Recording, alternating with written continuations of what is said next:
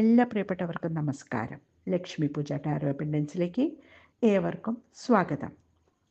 ഇപ്പോൾ നോ കോണ്ടാക്റ്റായി നിൽക്കുന്ന ആ വ്യക്തിയുടെ മനസ്സിൽ ഇപ്പോഴും നിങ്ങളുണ്ടോ എന്നാണ് നാം ടാരോനോട് ചോദിക്കാൻ പോകുന്നത്.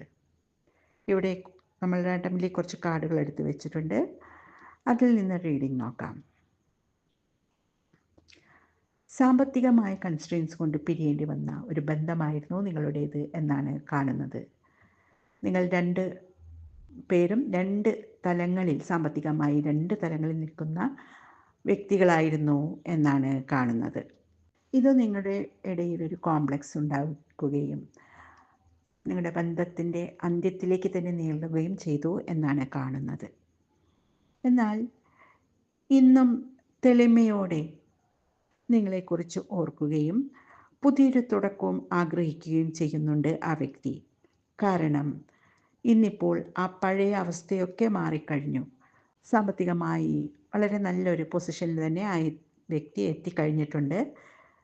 സ്വന്തം ആവശ്യങ്ങൾക്കപ്പുറം മറ്റുള്ളവരെ സഹായിക്കാൻ കൂടി കഴിയുന്ന ഒരവസ്ഥയിലേക്ക് സാമ്പത്തികമായി വളരെയധികം ഉയരത്തിൽ ആ വ്യക്തി എത്തിക്കഴിഞ്ഞു.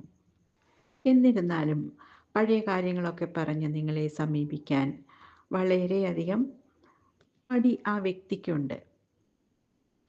നിങ്ങളെ വിഷമിപ്പിച്ച് പോയതിൻ്റെ വിഷമം ഒരു ഭാഗത്ത്, മറ്റൊരു ഭാഗത്ത് ഇപ്പോൾ നിങ്ങളെ സമീപിച്ചാൽ നിങ്ങളുടെ പ്രതികരണം എന്തായിരിക്കും എന്നൊന്നും ഉറപ്പില്ലാത്തതുകൊണ്ട് തൽക്കാലം മൗനം പാലിക്കുന്നതാണ് നല്ലത് എന്നാണ് ആ വ്യക്തി കരുതുന്നത്.